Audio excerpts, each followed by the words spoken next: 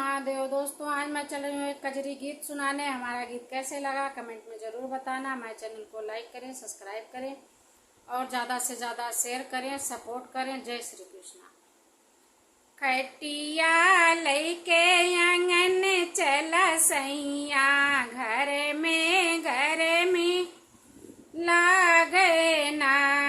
खटिया लैके आंगन चला सैया, घर में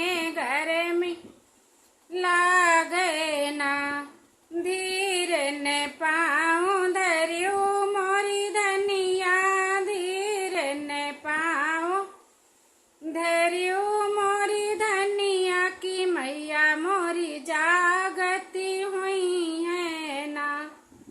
धीर ने पाँव धरियो मोरी धनिया की मैया मोरी जागती हुई है ना।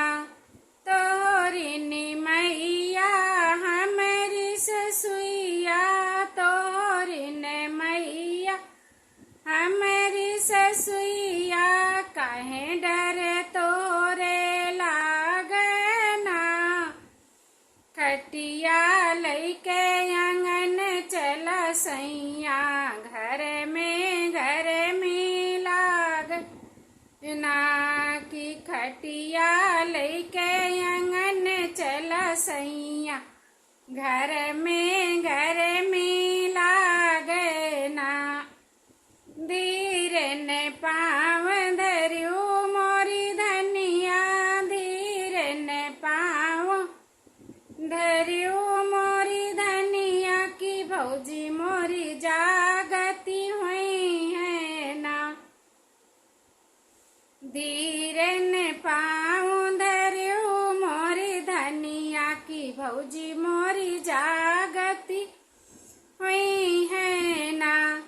तोरी नी भौजी हमारी जेठनिया, तोरी नी भौजी हमारी जेठनिया। काहे डरी तोहरे लागे ना। आंगन में खटिया लई चला सैया, घर में लागे ना। धीर ने पाँव धरियो मोरी धनिया, धीर ने पाँव धरियो मोरी धनिया की बहनी मोरी जागती हुई है ना। धीर ने पाँव धरियो मोरी धनिया की बहनी मोरी जागती हुई है ना।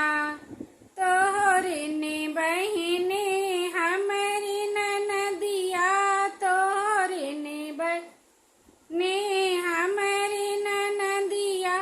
काहे डरी तोहरे लागे ना। खटिया लैके आंगन चला सैया, घर में लागे ना। की खटिया लैके बहर चला सैया, घर में लागे ना। धीर ने पाँव धरियो मोरी धनिया, धीर ने पाँव धरियो मोरी धनिया की भैया मोरा जागत हुई है ना। तोरई भैया हमारा देवरवा, तोरई भैया हमारा देवरवा। काहे डरी तोहरे लागे ना। खटिया लैके बहर चला सैया,